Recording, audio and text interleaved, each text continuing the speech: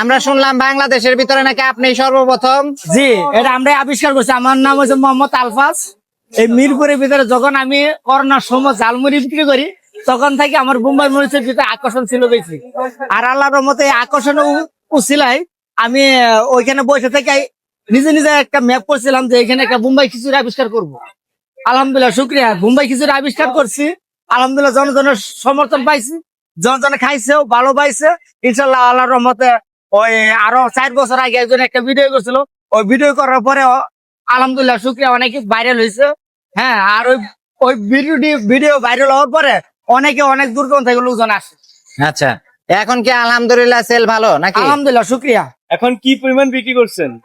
আমাদের তো এমন নর্মাল 200 কেজি প্লাস, এটা হচ্ছে চাউল। 200 কেজি? হ্যাঁ, আলহামদুলিল্লাহ এর চেয়ে বেশি উজা। প্রতি প্লেট কত করে বিক্রি করেন? আপনি ডিম খিচুড়ি হচ্ছে 60 টাকা, হ্যাঁ। ব্রয়লার মুরগিতে 90 টাকা, ডিম দা 60 টাকা, আর কক মুরগিতে 150 টাকা, গরু গোস 180 টাকা। শুরু কখন হয়, শেষ কখন হয়? শুরু হয় সকাল 10টা থেকে রাত 3টা পর্যন্ত চলে। 3টা পর্যন্ত? হ্যাঁ।